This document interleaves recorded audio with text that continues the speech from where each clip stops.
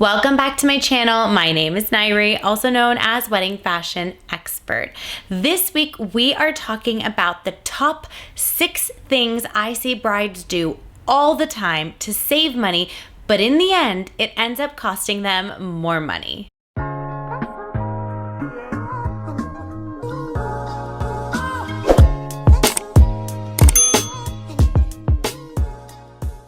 Before we dive into this week's topic, please be sure to subscribe to my channel. Give this video a thumbs up, drop me a comment below, let me know if there is a particular video topic you'd like me to create a video on. I am here for you, guiding you along the way leading up to your special day. For those of you that are new to my channel, welcome. I am so honored that you have found me. I am, of course, a wedding fashion expert, stylist, buyer, wears so many different hats at LOVELLA Bridal, located in Los Angeles, California. For daily content, be sure to follow us on Instagram at LOVELLA Bridal, at LOVELLA Plus, and at Wedding Fashion Expert.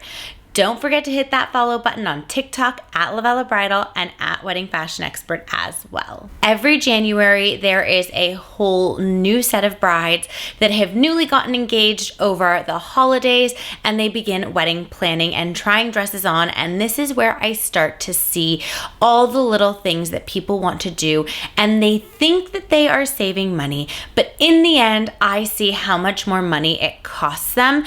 And I wanted to create a video on this to help bring awareness as to why this thought process, yes, would make sense as a bride. However, as an expert, knowing the industry and knowing how things go, I see how it actually ends up costing you in the end. And I just want you to prevent any of these things from happening to you. So without further ado, let's begin with the number one thing that ends up costing my brides more money. The first mistake I see brides make pretty often, more often than I would like to see brides make, is buying a dress because of the price tag versus buying a dress that they ultimately love and can't wait to wear down the aisle. The reason why this is so challenging for me, because I understand the need and the want to be within a certain price point to be able to afford the entire wedding that you are hosting and planning, and not only just the wedding, but also the life that you want to lead and live. However, if you are buying a dress based on the price and you don't love it, but it fits within the price point, ultimately, you're walking down the aisle in a dress that you don't love. This might make logical sense at the dollars and the cents from the beginning of the process. But fast forward to alterations. I can't tell you how many brides I have had put on their dress for alterations and turn around and tell me, I hate it. I'm walking down the aisle. I am marrying a person in a dress that I don't love because it fit my price point. While there was another dress that they loved, but they went with this one because they saved money. So while yes, this is a very logical, sound decision in terms of finances, the emotional part of these brides that are making the decision based on price alone, it means that you're walking down the aisle in something that you don't love. And you can't put a price on the fact of feeling beautiful and confident in the most important article of clothing you're going to be wearing on wedding day. Now, in a perfect world, you are finding a dress that you absolutely love that fits the price point beautifully, and it is a win-win situation. However, that's not always the case. And I see this often enough for this to be my number one thing I see for brides to save money that ends up costing them more money. You might be asking yourself right now, how does this cost people more money? Oftentimes, when brides have bought a dress based on the price point, even though they genuinely loved another dress more, they end up buying that dress that they love more, or else they're walking down the aisle in the dress that they bought to save money in, but they don't love. That costs the bride more money because now she's buying 2 dresses, and oftentimes she's paying more for the second dress because there has to be a rush fee involved in order to get it on time. Or she is stuck and she is wearing a dress down the aisle that she does not love, and that costs more money, not from the actual physical transactional sense, but it costs you emotionally and internally that every time you look back on your wedding photos, you are going to see yourself with your partner and the dress that you didn't love. I also want to take this time to remind you that when you zip up your dress on wedding day, that sets a mood, it sets an intention, a feeling that you'll exude throughout the day. The way that you stand and look in your photos, it'll come through, and also in person. Think about a time that you wore an outfit on a night out, or maybe you were a guest to somebody else's wedding. You felt extremely confident, beautiful, sexy, whatever it is that you felt. You can reflect back on how you walked a certain way, you talked a certain way, and your demeanor represented that confidence that you were feeling internally. So while yes, many will argue that this is just an article of clothing, you can save money on it on your wedding day, spend money here, spend money there, whatever that is, I know that you may think that I'm biased because wedding dresses is what I do, but that is such a critical part of your wedding day because it is in the photos that last a lifetime. Number 2 on my list that brides do in an attempt to save money is ordering a smaller size of the wedding dress that they're purchasing so that they can lose weight to fit into the smaller size and avoid alterations. Please don't do this. It never works out well. In the end, it actually ends up costing you more than if you had just ordered your size and sized it down. Why do I say that? When you're working out or attempting to lose weight, especially if you're working out, you have the possibility to gain more muscle, right? So I have a lot of brides who actually order the size of a dress that they fit into at the time that they bought the dress, and then they go work out to lose weight, but they end up gaining muscle and their measurements actually grow. So the dress that they originally ordered is small on them. So if you're ordering a smaller dress than the size that you are currently at, and you're going to do whatever it is that you need to do to get into that sizing, I can't tell you how many times this doesn't work. And these dresses don't have a lot of material inside of them to let out. So you are much better off going with a bigger size to size down versus a smaller size. There are very limited to zero options on letting fabric out. So please do yourselves a favor.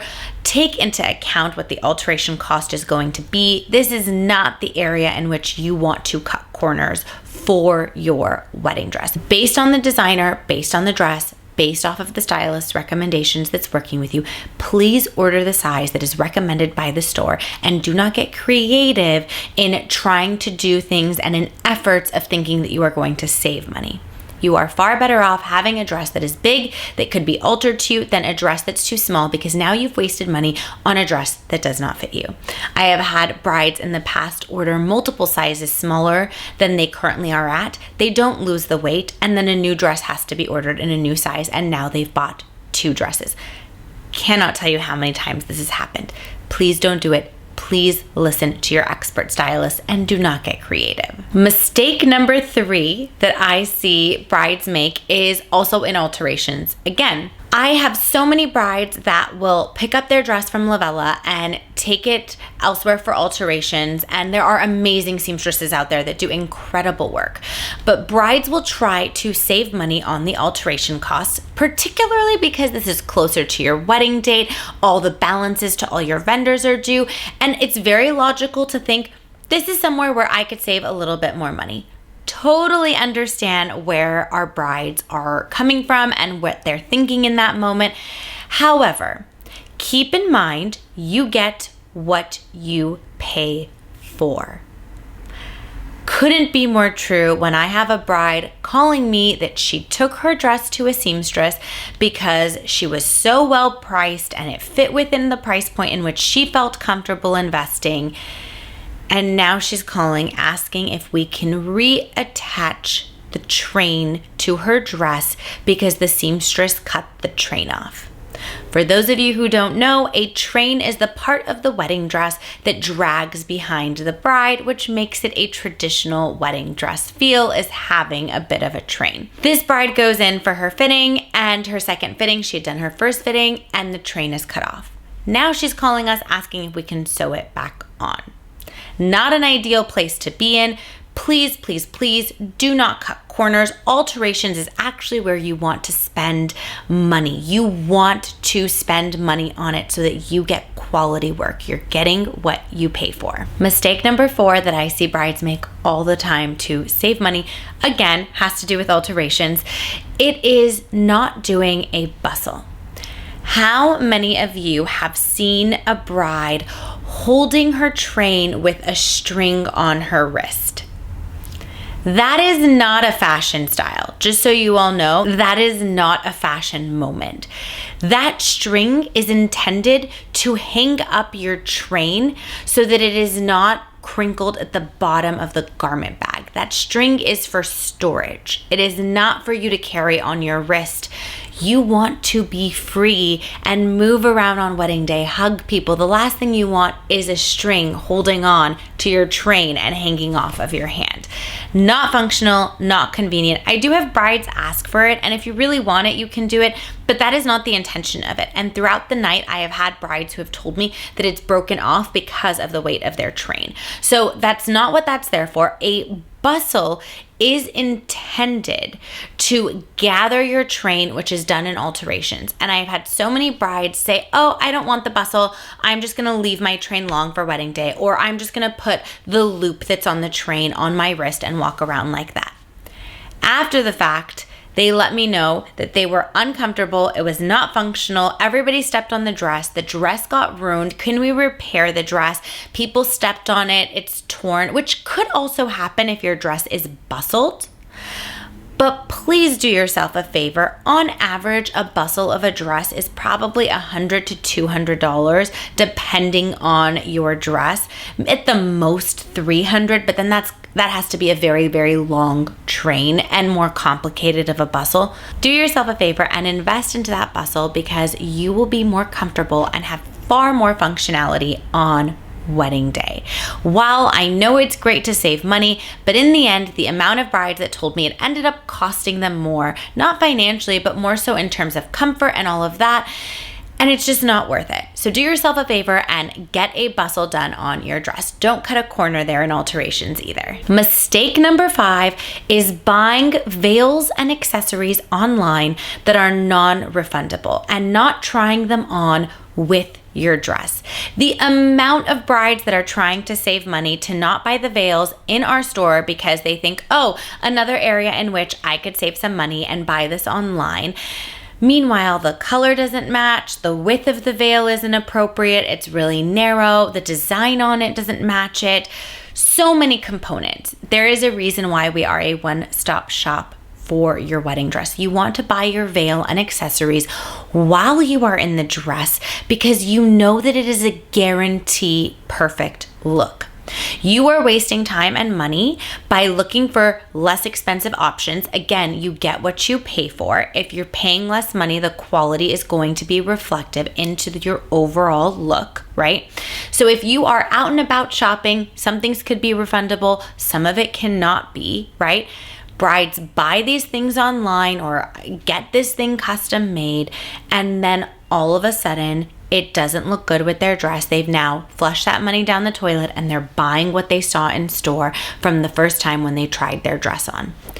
Do yourself a favor. Time is also money. In a perfect world, you are trying on your veil with your dress to see what it looks like in person and know that it is a perfect match. Another thing to note when it comes to veils, because it is not coming from the same manufacturer, same fabric as your wedding dress, there are a little bit of color variations. It's not going to be 100% perfect match, but don't drive yourself crazy over it because nobody else would know. However, if it is a very inexpensive veil that is not made of similar quality, it will show that there is a disconnection in quality and look from the dress to the veil. So you want cohesion throughout your whole look, and that's why it's best to try it all on in store to make sure that it matches beautifully with it. Spending the money out the gate is often better than spending time trying to figure out ways to save, and then in the end, you end up buying what you saw to begin with because it truly was the best fit. Number 6, the last top of my top 6 of things that I see brides spending money on, thinking that they're saving, but in the end, it ends up costing them more. It is hair and makeup. When you compromise on your hair and makeup, just like we discussed in the beginning of the video on compromising on the cost of the dress if you really love it, it's the same thing with your hair and makeup. You're being photographed in the dress, in your hair and makeup, and how you look, how you feel on wedding day lasts a lifetime. While yes, you're paying for it one time, these images last forever. So your photographer, your hair and makeup, and what you're wearing are critical. Do not cut any corners on your attire, your look, which is your hair and makeup, and photography. Because at the end of the day, the wedding day comes and goes, and what remains are your photos, how you look, and what you're wearing. So please don't cut corners on your hair and makeup. Go have a trial. Make sure you like the way the makeup they do, photographs, and that you feel really beautiful and confident within the look that your makeup artist and hairstylist is giving you on wedding day. I hope this video was helpful, giving you insight of things to do and not to do, where in the end you can save your time and your money. Sometimes it is just worth investing into things that are going to pay off for you in the end. Your time is also money. Please use it wisely. And if you have any further questions, drop me a line below. It would be my pleasure to answer it for you. For more videos and tips like these, be sure to tune in every Wednesday, 8 a.m. Pacific Standard Time, and I will see you in next week's video.